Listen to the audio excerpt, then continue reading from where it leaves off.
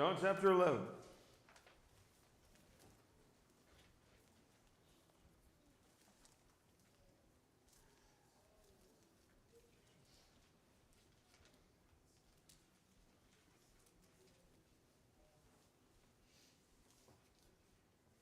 Let's back up and start reading in verse 45. John chapter 11, verse 45. Many of the Jews, therefore, who had come to Mary and had seen what he did, believed in him. But some of them went to the Pharisees and told them what Jesus had done. So the chief priests, the Pharisees, gathered the council and said, "What are we to do? For this man performs many signs. If we let him go on like this, everyone will believe in him, and the Romans will come and take away both our place and our nation." But one of them, Caiaphas, who was the high priest that year, said to them, "You know nothing at all, nor do you understand that it's better for you that one man should die for the people than for the whole nation to perish."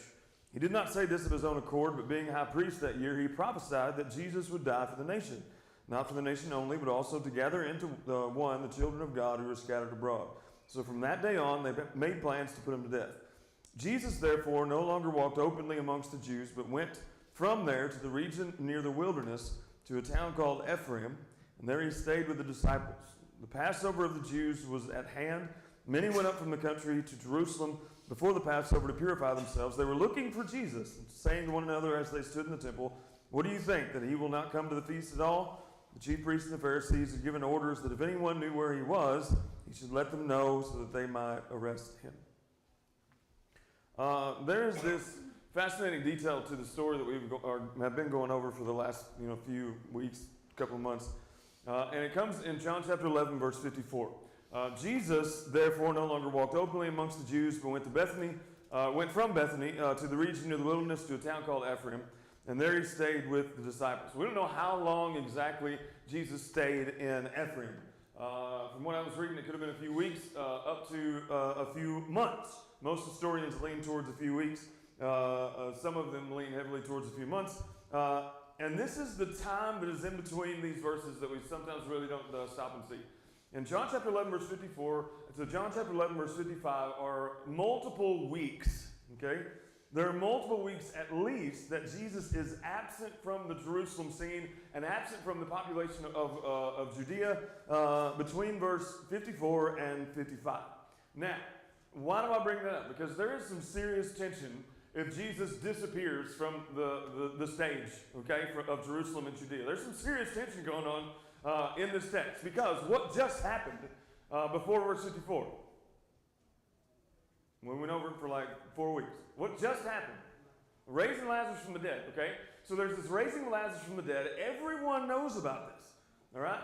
Jesus raises from the dead a guy who was in the grave for 4 days. And everyone knows about it in Judea, in Jerusalem, in Bethany. And then you have this tension that's built in the text because Jesus has done this amazing thing. And then you find out that he disappears from the limelight. He disappears from the stage of the population. And he goes where no one is going to find him. And as you read the Bible text, you come to that word therefore, all right? Jesus, therefore. We've gone over the reason for that therefore, and we've spent several weeks building the context of this in verse 54, explaining all the experiences that Jesus did up until that therefore.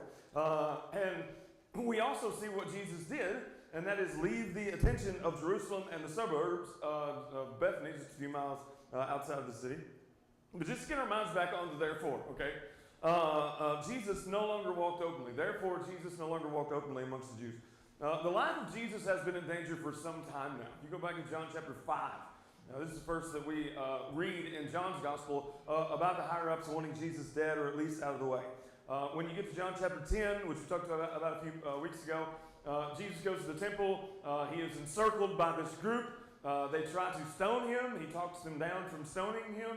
And ultimately they try to arrest him, but Jesus escapes their clutches. And then he goes to the other side of the Jordan. So, once again, we see this pattern, not only in Jesus' life, that we'll talk about later, but also when it comes to chapter 10 and chapter 11. Jesus is in danger of being arrested or worse when it comes to John chapter 10 and the latter verses, okay? And what does Jesus do? He doesn't stay in Jerusalem at the temple. Where does he go? To the land that's across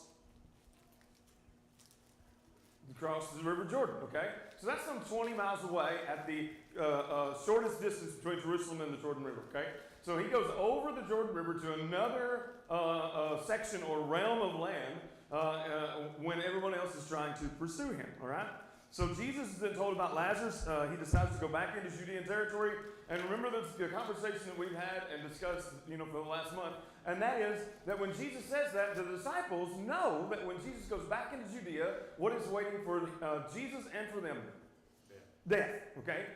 So they go back into Judean territory, and Thomas says, let us go and die with him. So they get to the outskirts of Bethany, right? And there's this almost secrecy that's going on with Martha, because Martha goes outside of Bethany to meet Jesus before he ever gets into Bethany. Not only that, Martha goes privately to get her sister, whose name is Mary. So she goes and gets Mary privately to take Mary to see Jesus. So this is all happening a couple miles outside Jerusalem, a stone's throw from the Mount of Olives, which overlooks Jerusalem. So there's this question that keeps coming up. Why is there all this secrecy? Why is there all this hiding? Why is there all this, behind closed doors type of stuff? Especially when it comes to Martha and Mary and all this stuff happening in Bethany. And then Jesus sets off the attention bomb, right? Everybody's being secretive and, just go see Jesus privately. And then Jesus raises Lazarus from the dead right outside Jerusalem, right? The guy that's been dead for 4 days. And even the Jewish higher-ups in Jerusalem, after Lazarus is raised from the dead, say that if we let him go on like this, everyone will believe in him. Well, that's the point, because the point of all the miracles of Jesus was to understand and know that he was the Son of God and he was who he said he was.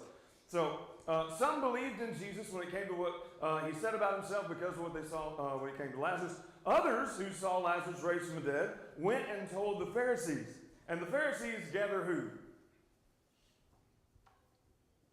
There's this big, gigantic group of people. The Sanhedrin Council. They gather together, the Sanhedrin Council. Not only them, but they gather together the chief priests and the high priests, and they gather together all these, higher-ups, which is like the Jewish mafia families of the day. And we left off seeing that the high priest of that year, a guy named Caiaphas, very publicly prophesied that Jesus was going to die. This is what the highest religious leader of the land prophesied about Jesus, that he was going to die for the nation. Now, it wasn't saying that Jesus was going to die because he's the Son of God and he believed in him as the Messiah. He's saying he's going to die for the nation. And then John tells us that the reason that he wanted him dead was because it was expedient for Jesus to die and not for the Romans to come in, if there's a big uprising when it came to Jesus, and squash everybody. So, in order to resolve the unrest that Caiaphas and the rest of them think is coming because of Jesus, they say, well, let's just kill him and get it over with. Now, no doubt the disciples knew about this prophecy long before they left the land across the Jordan. Because whenever the mention of going back to Judea and back to Jerusalem territory, whenever that is discussed, Thomas automatically, says to the group, let us go and die with him. Now, where do you get an idea like that? Well, who just prophesied that Jesus was going to die? The high priest, Caiaphas. The high priest said, Jesus is going to die. What are the disciples doing? Following who? They're following Jesus. So, put two and two together. If Caiaphas said Jesus was going to die, and these are the creme de la creme of the mafia families of the Jewish community, he's going to die. So they said, let us go and die with him. So following all these turbulent events of the raising of Lazarus and the threat of the most powerful men that we went over last week, making plans to kill Jesus from that day forward, chapter 11, verse 53, Jesus goes away from the neighborhoods of Jerusalem and the population of Jerusalem and the suburbs that surround Jerusalem, like Bethany and the Mount of Olives, and he goes away from all of that. And he goes to a rather obscure village called Ephraim. Now, it's interesting how the Bible explains where Ephraim is, and that is that it's on the edge of the wilderness. Now, if you go to a village that's on the edge of the wilderness, what are there probably not a lot of there? People. Okay?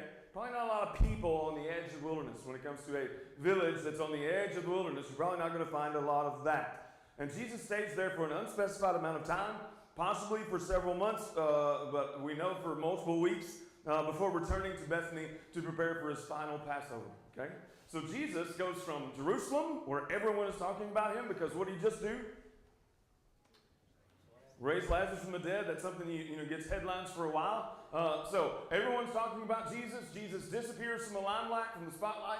No one knows where he is going. No one knows where he's been. Matter of fact, when we pick up on the conversation of the people, guess what the topic still is when it comes to the time that has elapsed between Jesus leaving and the time that comes for Passover? What are people still talking about? Still talking about Jesus, right? Is he going to show up? I wonder if he is. I don't know. So, Jesus goes to the secrecy, the safety, I guess you would say, of Ephraim. The Jewish authorities are still looking for him. They're still planning on killing him. They're still scheming to get Jesus into their grasp, whether it be arresting him or worse. But it wasn't time for the next step yet. It kind of reminds us of what happened after Jesus fed the 5,000 in John chapter 6, verse 15. After Jesus feeds the 5,000, everybody's full, and they take up the 12 baskets. The crowd wants to forcibly put Jesus in as king. It wasn't the plan. So, guess what Jesus does? Much like when it comes to Lazarus being raised from the dead and all these people are going to press on him when it comes to the population, he leaves. So in John chapter 6, when he feeds the 5,000 men, after that's over with, he leaves to a solitary place. He withdrew to the mountains by himself to escape the masses. Mark's account in Mark 6:46 actually adds that he went by himself to a mountain to pray, though that only lasted until morning, and then the entirety of the 5,000 group followed him and found him. When Jesus was basically rebuked back in John chapter 7, you remember this? He was rebuked by his brothers in John chapter 7 for not going to the feast. You remember why? He is just coming basically onto the stage of the world, and he is not wanting to go up to one of the biggest festivals of the Jews, and his brothers are like, why would you not want to do that? It would give you so much publicity if you would go and do that. And Jesus, he says, no, I'm not going, and I'm not going to make a big entrance about it. And then halfway through the feast, he shows up, he starts teaching in the temple. So there are times where the attention that Jesus draws and the reaction to that attention is not what was in the plan when it came to God, and he goes. But once again, there's this tension that is building in this text. You got the Jewish government, the high priests, the chief priests, the Sanhedrin council. They are making plans to put Jesus to death whenever he pops up his head again.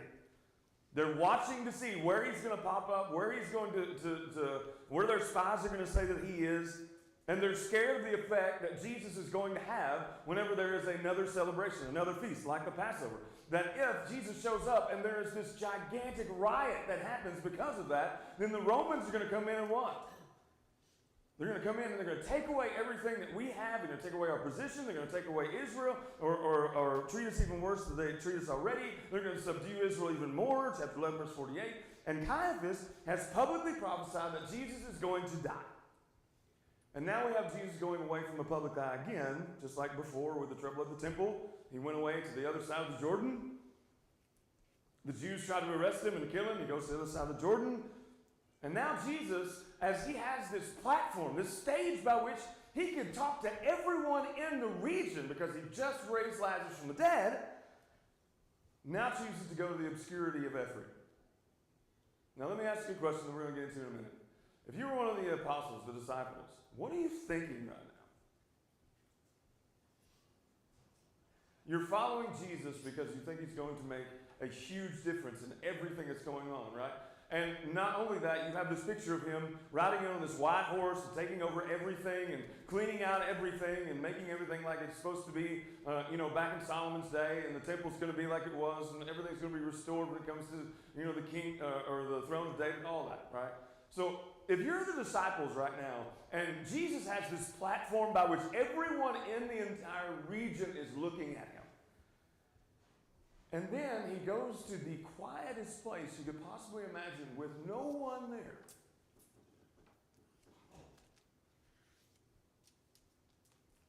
Would there kind of be a struggle in your brain? A human struggle? Yeah. If he is the Messiah that he is, claiming to be, he's from God and has all this power from God, and yet he has this stage by which he can reach the masses, and he leaves that stage Let's just say it's for a month. And he goes to this very obscure place. It helps me understand the struggle of the disciples when it comes to their conversations they have with each other.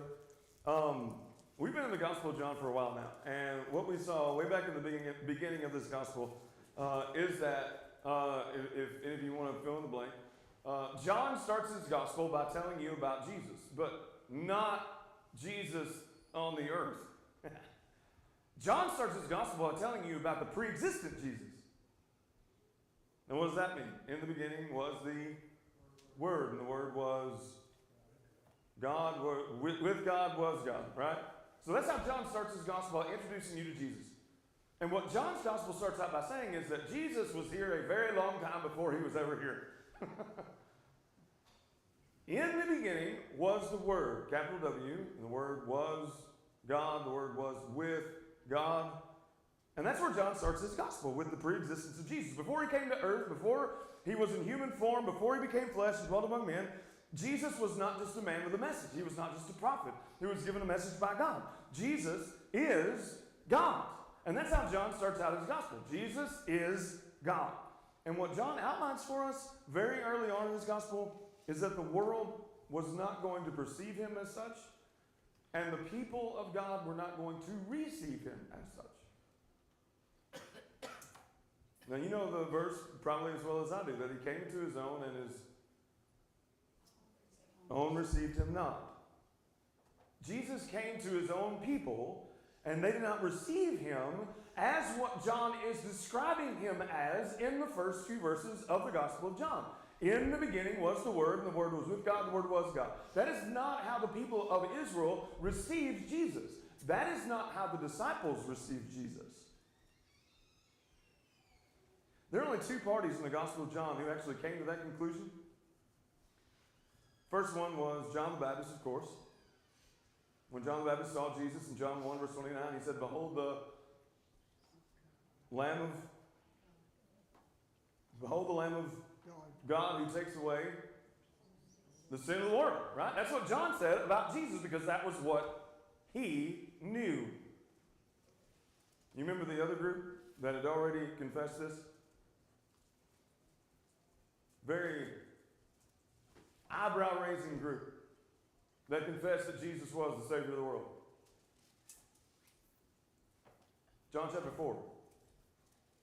There was a woman at a well in Samaria. And you remember that woman went and said, "I want you to come and meet a man who told me all I ever did."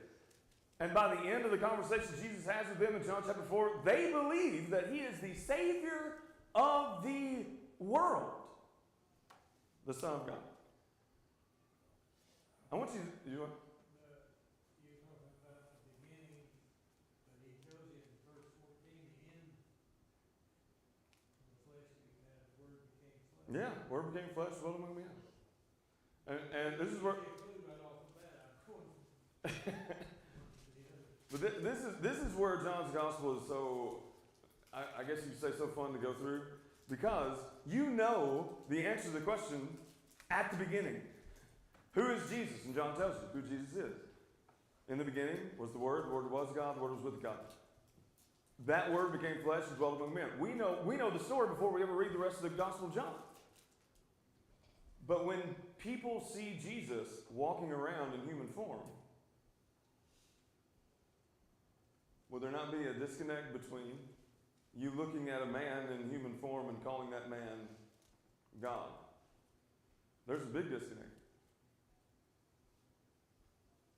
You remember what the whole point was when it came to some of the groups not believing in Jesus? You being a man, call yourself God. And I want you to think back, because John builds this up all throughout. John builds this up to when Jesus performed one of his first miracles. Okay, what was the first miracle Jesus performed in a public nature? And that can even be disputed. Water into wine, right? So he's in Cana of Galilee. He is approached by his mother, and they've run out of wine at this wedding. So Jesus makes the water into wine. Here's my question: does anyone else know that Jesus did this particular miracle? Nobody at the wedding party knew. Nobody else knew. You know the only people who knew that Jesus turned water into wine? People filled the pots. Well, well, even that. But in chapter 2, verse 11, it says, this was for the disciples, so that they might believe.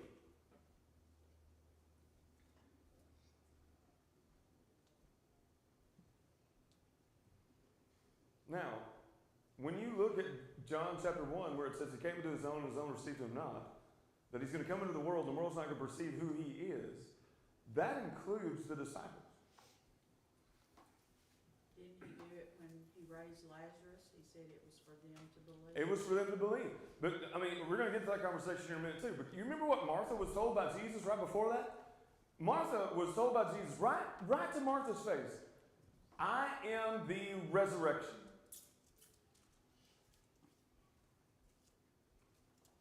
And what did Martha react to when it came to Jesus saying, move the stone? Huh? Yeah, I know that my brother will be raised at the end, yes. But do you remember the rebuttal that Martha had? Why are you moving the stone? By now he stinks. What did Jesus say? I am the resurrection. What did Martha not perceive? That Jesus was the resurrection. That Jesus had the power of the resurrection. And that Jesus had power over death. So he came into his own received him not. But he came into the world, and the world did not perceive who he was. And that included the disciples. That's why all these things are happening, to build their faith into what it's supposed to be from what John introduces Jesus as in the very first verses of the Gospel of John. In the beginning was the Word, and the Word was with God, and the Word was God. And all these events, John chapter 20 summarizes them as you have all these things written down so that you might believe that Jesus is the Christ, the Son of God. That you might believe that he is in the beginning, with God was God. You go through John, you can see all kinds of stuff like this. In John chapter 2, Jesus cleanses the temple. You remember that for the first time? He cleanses the temple with all these corrupt sacrifices and money changers and all that. And Jesus performs miracles and signs and wonders in Jerusalem. But John 2 verse 24 says very plainly, he did not entrust himself to the people. He came into his own, and his own received him not. He came into the world, and the world did not perceive who he was. They saw him as a miracle worker because that was something they could not deny. Yet when they looked at Jesus, there was a disconnect between looking at Jesus in the flesh and him being God in the beginning. What about Nicodemus? Nicodemus knew a lot about Jesus that was good. When he came to Jesus when? At nighttime. But he came to Jesus and he starts out the conversation very well. I know you're from God. I know your teachings are from God. I know that. But he came to Jesus at night. He knew that what Jesus said was from God. But he definitely did not believe that Jesus, who he was talking to face, was in the beginning with God. Joseph of Arimathea. If we ever get to John chapter 19, verse 38, was described as a secret follower of Jesus. A secret follower. There are all these amazing things that Jesus continued to do, and the disciples were able to see his glory. Here's one of the things that doesn't compute with me, because you see Jesus on the Mount of Transfiguration, right? And you see him talking to people who've been long dead in your history of the Old Testament, right? You see him come down from that mountain. You hear the words of God. And yet the puzzle piece is still there, because here is a man in the flesh who is God.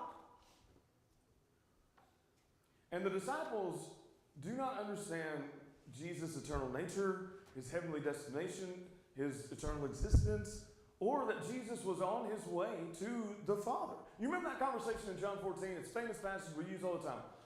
In John 14, Jesus says, if I go and prepare a place for you, what? You'll come with me, right? And you remember what one of the disciples said? Philip said, you know what? If you just show us the Father, that'll be all that we need. Now just think about that. Because what did John tell us in the first of his gospel? Jesus is, in the beginning, he is the Word that was and is God. And what Jesus says to Philip is, how long have I been with you? And you still do not know. Whoever sees me has seen the Father. The very thing that John introduces his gospel with about how Jesus is in the beginning, with God, was God, is the very thing the disciples struggle with all throughout this gospel. Even being front row seat people to the miracles that Jesus did and whatever Jesus said. They're struggling to see Jesus as John describes Jesus in the beginning with God and was God. They're struggling to see the preexistence of Jesus before he became flesh and dwelled among men. And it was the reason why so many Jews did not believe that Jesus was who he said he was. You being a man claimed to be God. You being in the flesh claimed to be God. And yet John's gospel starts out by saying, this is the God who became flesh and dwelled among men. The same thing when Jesus raises Lazarus from the dead, he tells them, I am the resurrection. And they do not believe him.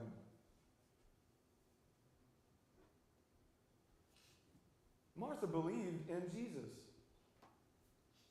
just not to the depths that John's gospel reveals Jesus to be. I'm sure she will get there, as a lot of us had taken time to get to where we are when it comes to our faith. But here's the interesting thing. At no point in the Gospel of John, from the disciples to the unbelieving Jews, do people receive Jesus as the eternal pre-existing Word that John's Gospel starts with describing.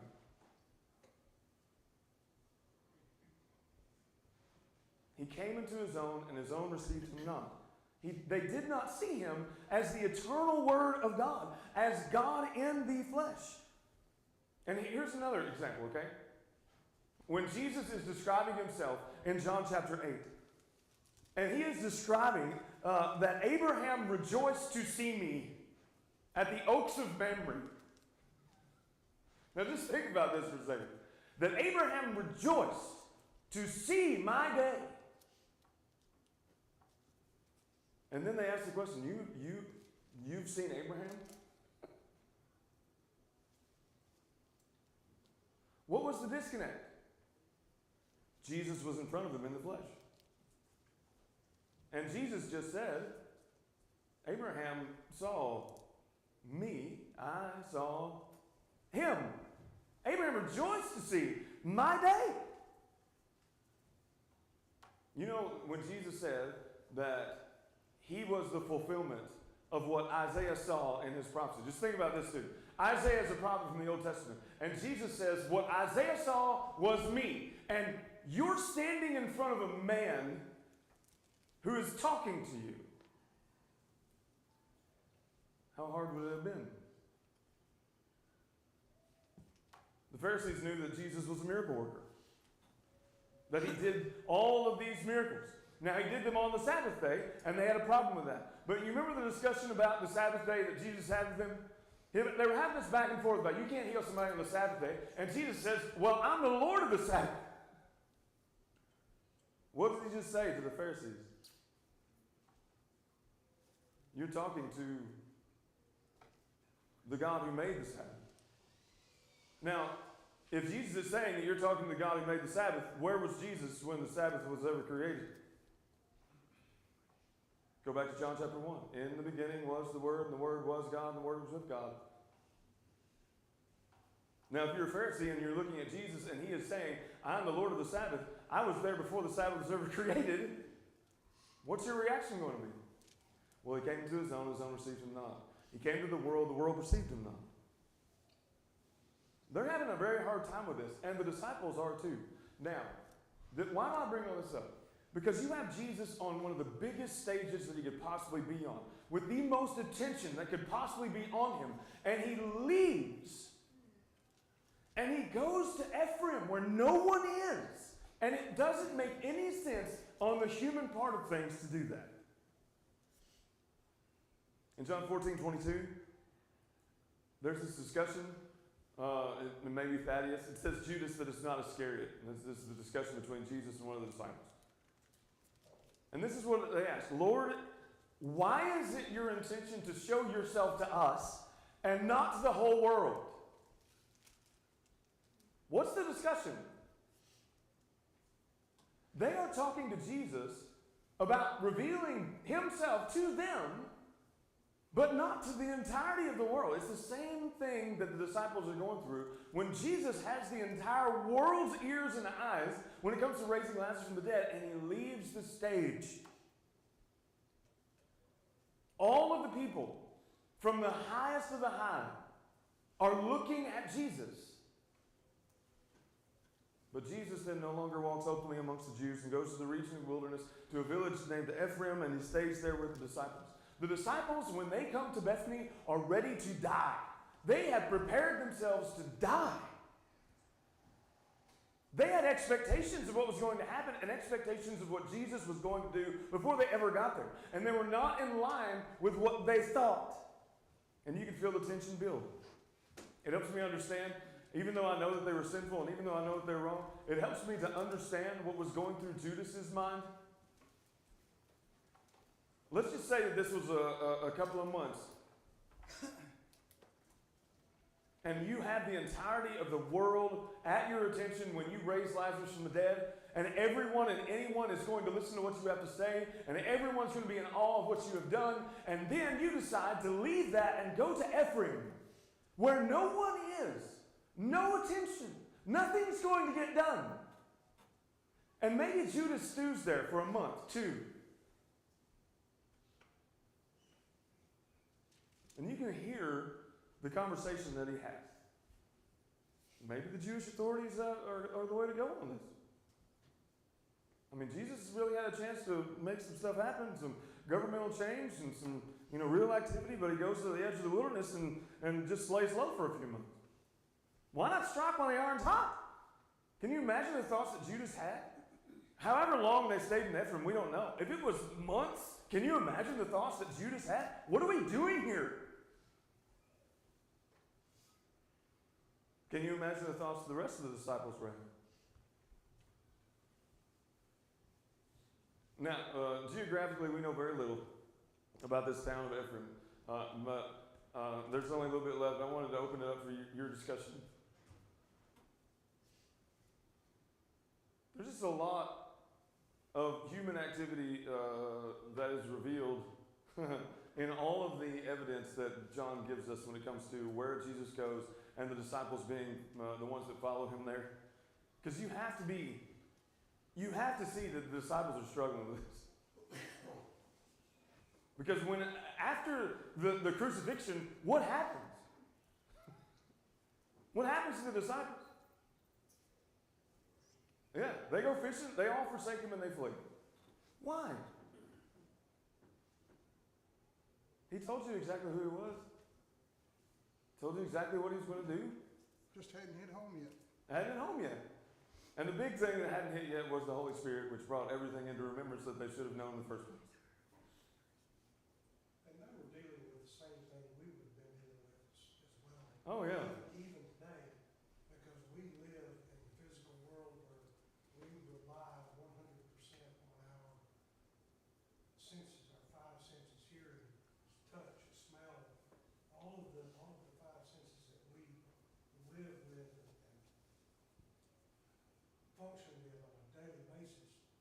And for them to see and try to understand the other side of the spiritual world, that wasn't the world that they lived in, that wasn't the world they knew. Yeah. And we would have had the same difficulty then if it happened over and circumstances were the same. We would face those same challenges. And you brought up an interesting point because you remember that intertestamental period that we talked about, the 400-year period of silence? There were no miracles during that time that we know of that are recorded when it comes to there. I mean, it's a lot like you see now. They had the message of God, they had the Word of God, but then Jesus shows up, and all of that was normal to them becomes very abnormal. And even though Jesus has the power to do all these things, he's a fleshly person that's in the flesh saying that he's God.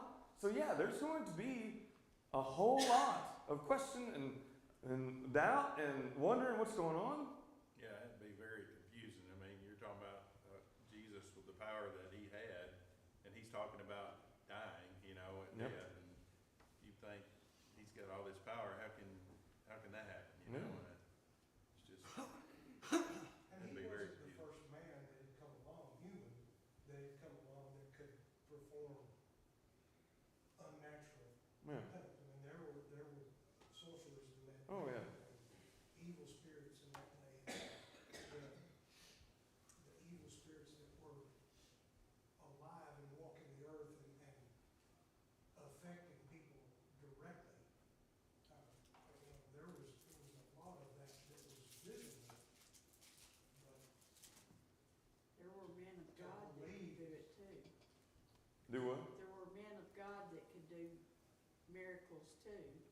Moses parted the Red Sea. Oh, yeah. And Elijah. I was talking about that time period right before Jesus came. Yeah, I know, but they were aware of prophets doing miracles and things. And I'll bring this up on Sunday, but I guess I'll give you a little preview. There's a lot of times that we believe like the Sadducees. And what do I mean by that? we didn't believe in angels. You ever seen an angel before? Do you believe in George Washington? That's what I'm saying, yeah. But there's sometimes that because we have not experienced the actual sight of something, we believe like the Sadducees did. And that the Sadducees did not believe in anything they could not, like you said, taste, touch, smell, have right in front of them. That wasn't tangible. They didn't believe in angels. That's the big thing is they didn't believe in demons. And I was like, how can you not believe in demons when all this stuff was happening during Jesus' day? But whatever. They didn't believe in that. They didn't believe in resurrection. They didn't believe in the afterlife. That's what just bugs me to death. They just believed that when you died, you were dead. I'm like, where did they get that? And more I studied about them, the more I realized that it was not explainable and it could not hold it in their hand, the more it was dismissed. And that's what happened when it came to Jesus. You could not explain the power that Jesus had over death. You could not explain to me how Jesus raised Lazarus from the dead after his body was in there for 4 days. You couldn't explain that to me. Jesus explained it. He revealed what the whole thing was about. But you couldn't explain that to me. Jesus is the only one who could. You couldn't explain how he walked on water. Yeah. You couldn't explain how he did any of the miracles that he did. That's why he did them, performed them, because they were strictly done to prove that he was who he said he was. And the whole reason I'm bringing that up on Sunday is because God was there in the beginning, and that's the only way that we know about anything. All right? I don't know what the Garden of Eden looked like. God does. He made it. He revealed those things to us. But there are so many people who believe like the Sadducees. And if they cannot touch it, they cannot see it, then it did not exist, and it didn't happen that way. And that's a temptation with us as well. Because if I can't see it, I can't touch it, I can't interact with it, it has to be explained away, which is what the Sadducees did. So,